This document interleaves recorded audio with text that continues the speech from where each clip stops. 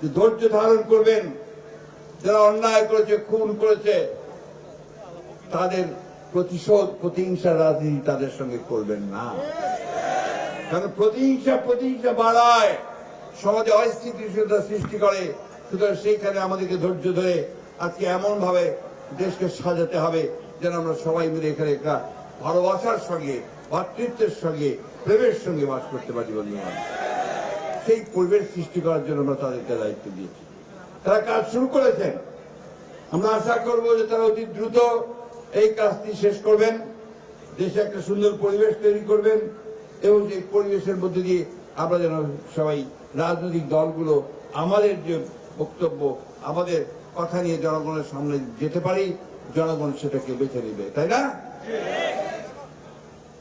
বন্ধুগণ, কথাটা খুব পরিষ্কার।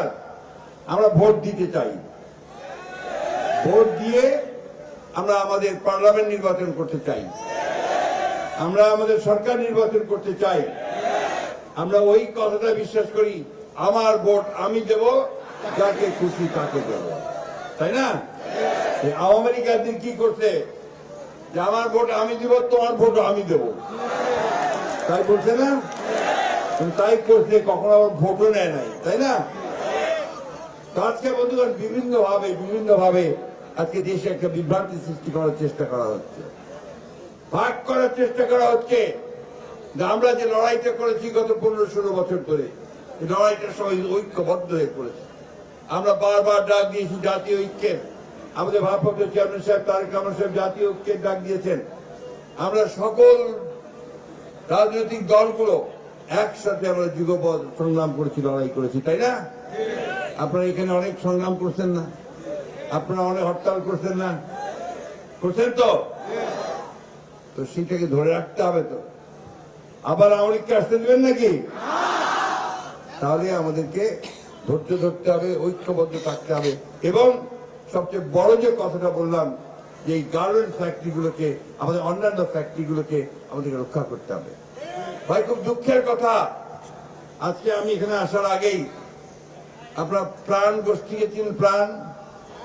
প্রাণের জুস, প্রাণের মশলা, এগুলো খুব পপুলার না, খুব বেশি চলে। তো তার যিনি মালিক আমাদের অফিসে আসছিলেন, খুব দুঃখ করে বললেন যে আমরা তো এখানে উৎপাদন করছি, সেই উৎপাদন ভারতের সঙ্গে পাল্লা দিয়ে আমরা বিদেশেও রপ্তানি করতে পারছি, কিন্তু এখন আমাদের বিরুদ্ধে ষড়যন্ত্র শুরু হয়েছে, আমাদের ফ্যাক্টরিগুলোতে গোলমাল করার চেষ্টা করা হচ্ছে, সেখানে আমরা কোনো প্রোটেকশন পাচ্ছি না।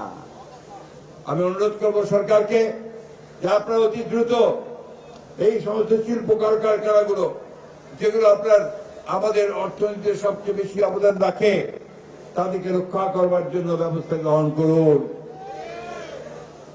টাস্ক ফোর্সের ভিত্তিতে, জরুরি ভিত্তিতে আপনারা এই ব্যবস্থা গ্রহণ করুন। আপনারা মালিকদের সঙ্গে, শ্রমিকদের সঙ্গে, শ্রমিক ভাইদের সঙ্গে সভা করুন, কথা বলুন এবং তাদের মাধ্যমে এই দেশকে রক্ষা করার চেষ্টা করুন। আমি বক্তব্য দীর্ঘ করব না, আমি আপনাদের সামনে আগের মতো জ্বালাময়ী বক্তৃতা করব না। আমি শুধু একটা কথা আপনাদেরকে আবারও বলতে চাই, অনেক কষ্ট করে ভাই, একবার 1971 সালে আমরা স্বাধীনতা যুদ্ধ করেছিলাম। এখানে যে হাসান ভাই বসে আছেন আর অনেকে আছেন যারা আমরা স্বাধীনতা যুদ্ধ করেছি।